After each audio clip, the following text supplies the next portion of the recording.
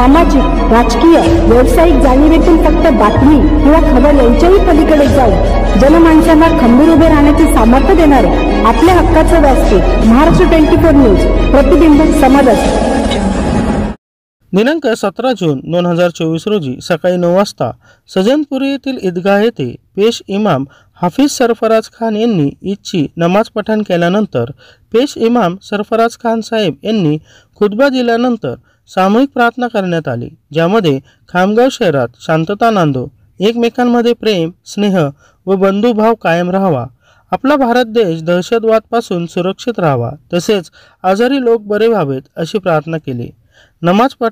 पठण केल्यानंतर मुस्लिम बांधवांनी एकमेकांना मिठी मारून ईदच्या शुभेच्छा दिल्या आणि ईदगाह येथे लहान मुलांसाठी खेळण्याची वस्तू खरेदी केली। ईदगाह व शहरातील विविध भागात कडेकोट पोलीस बंदोबस्त ठेवण्यात आला होता। याशिवाय मदिना मस्जिद गुलाम यासीन खान प्लॉट येथे सकाळी 6:45 मरकज मस्जिद जुना फैल सकाळी 7 वाजता, कच्छियान मस्जिद जलालपूर सकाळी 7 वाजता, जिया कॉलनी मस्जिद सकाळी 8 वाजता, आझाद नगर मस्जिद हरी का फाईल येथे सकाळी 7:15 वाजता, गौसिया मस्जिद शंकरनगर 8:30 वाजता,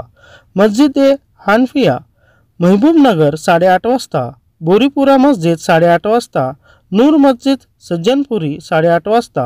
मस्जिद ए नमरा शौकत कॉलनी 6:30 वाजता, मस्जिद इमानुल हसन बंदर कॉलनी 8 वाजता,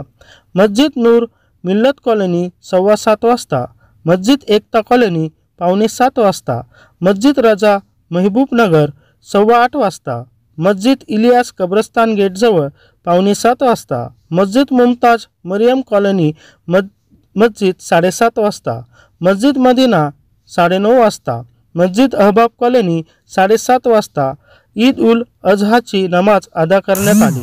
महाराष्ट्र 24 न्यूज साठी प्रतिनिधी मोहम्मद फारूक।